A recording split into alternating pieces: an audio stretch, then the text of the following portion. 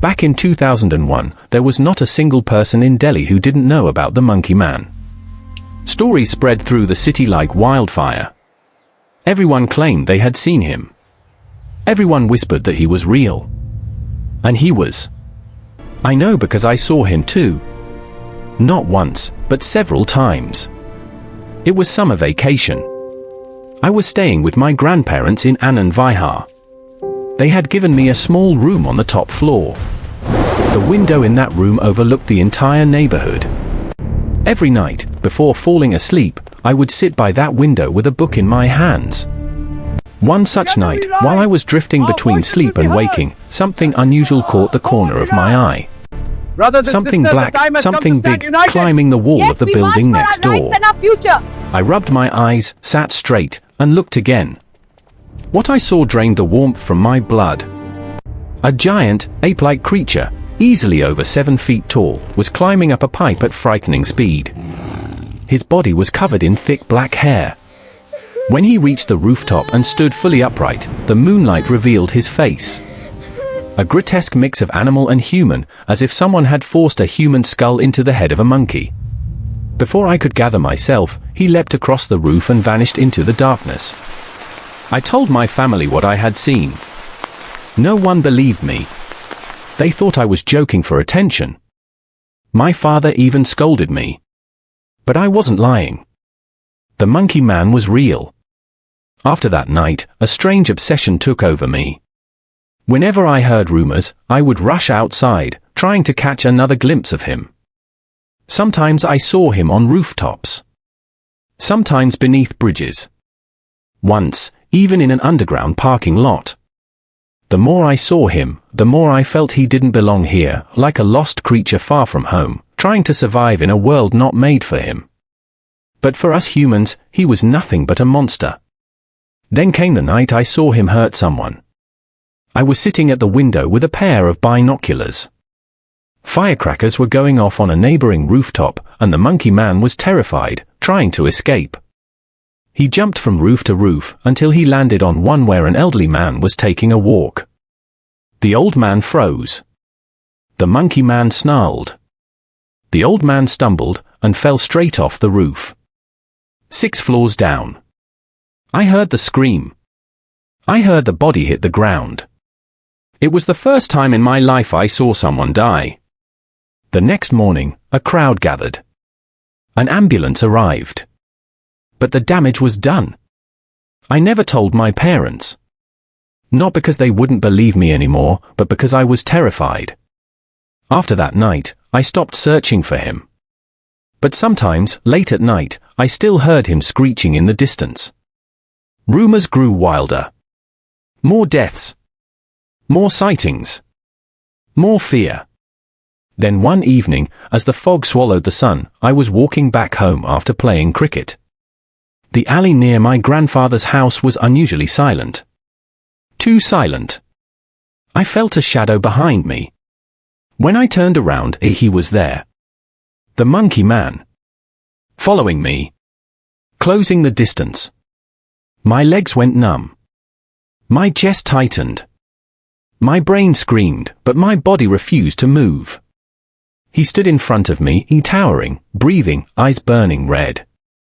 He roared, a low, animalistic growl that shook my bones. That finally broke the spell. I ran. I ran like I had never run before. I darted into a random house's open gate and hid behind a wall. Moments later, he climbed over the outer wall and vanished into the darkness above. When I reached home, I burst into tears. But the nightmare wasn't over. That same night, I heard him again. I looked out the window. On the rooftop of the next building, he was tearing into a man, claws ripping, teeth shredding. The man screamed until his voice broke. Then silence. Lights flicked on. Doors opened. People rushed outside. But by the time they looked up, the Monkey Man was gone. I never saw him again. And with time, he faded into legend. But the questions remain. Who was he? Where did he come from? And where did he go? The Metro Incident, Long Arc. This happened 3 years ago. Vedant had been working late nights on a project that could make or break his career. Most nights, he reached home by metro. But if he missed the last train, he had to call a cab. One cold November night, he barely made it in time. Steam escaped his mouth with every breath as he ran into the compartment just before the doors shut. The train jerked forward. Vedant collapsed into the nearest seat, catching his breath. Then he noticed something odd. He was alone. Completely alone. The next station approached. Doors opened. A blast of icy wind entered the compartment. There was only one person on the platform, a middle-aged man. He sat on a steel bench, staring blankly into space, his back straight as a rod, his eyes wide open. And worst of all, a lifeless grin stretching from ear to ear. Not moving. Not blinking. Just smiling. Vedant shivered, not from the cold, but from the horror of that expression. The doors shut. The train moved. Vedant forced a laugh at his own fear. Probably drunk, he thought. But then came the next station. The train slowed. Doors opened. And that same man was sitting on the bench again. Same posture. Same eyes. Same unnatural smile. Vedant's heart pounded. How did he get here before the train? The doors closed painfully slowly, as if the train itself was dreading to leave. Vedant rushed toward the driver's compartment, banging on the metal partition. No answer. The next station arrived. This time the man wasn't sitting. He was standing beside the bench.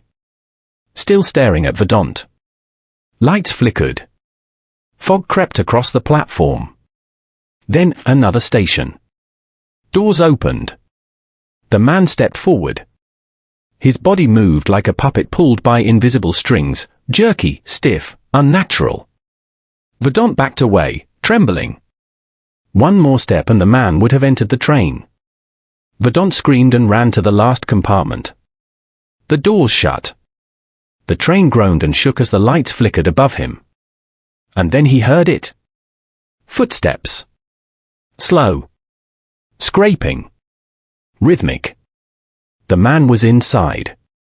As Vedant looked back, the figure approached him in that same disturbing, puppet-like motion, the flickering lights turning his smile into something demonic. Just when the man reached Vedant, the doors finally opened. Vedant didn't think, he dove out onto the platform and ran. He didn't look back, not even when he passed metro staff and police officers. Only when he reached the fog-covered streets outside did he stop. Breathing. Shaking. And when he looked up, the metro was still there. Still flickering. The Onion Witch, Long Arc. In 2005, a strange rumor spread across Delhi and the surrounding towns. They said 3 witches had escaped from the Balaji temple in Rajasthan, witches who fed not on flesh, but on souls. According to the whispers, they disguised themselves, visited homes at night, knocked on doors, and asked for onions and bread. Whoever gave it to them died within 3 days. People were terrified. Children stopped going out after dark. Pandits advised families to smear turmeric and henna handprints on their gates to ward off the witches. This method had supposedly worked decades ago in Almora, Uttarakhand. But this time, it failed. One night, the Ahuja family left for a function, leaving their 13-year-old son, Vipin, alone at home. Their gate had turmeric and henna prints too. Vipin was watching TV when suddenly the power went out.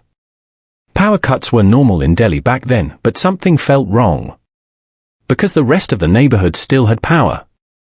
Then he heard the gate creak open. He looked through the mesh door. No one was there. The gate swung shut by itself. Vipin panicked and called his parents. The call dropped midway. Moments later, knock knock knock. Someone was at the door. A woman's voice cried, "I haven't eaten all day. Please, give me something." Vipin peeked through the mesh and saw an old woman, frail, hungry, trembling. He pitied her. He forgot the rumors. He forgot the warnings. He brought her a roti and some potatoes. But she threw the potatoes aside and hissed, "I can't eat that. Just give me onions." Vipin froze. His heart sank. She was one of them. Before he could run, the woman grabbed his hand. "I'll come inside," she said. "I'll take the onions myself." As she stepped forward, her skin twisted, her voice cracked, and her face warped into a monstrous witchly form. She laughed with a shrill, inhuman screech. Vipin fainted. The next morning, a neighbor found him unconscious in the veranda. The entire house was open. Everything valuable was gone. His parents never returned. They had died in a brutal car accident that same night. Vipin never saw the witches again. And soon after, no one else did either. Some people said thieves spread the witch rumors to make robbery easier. But Vipin swore till his last breath, it wasn't humans. It was something else. Something hungry. Something real.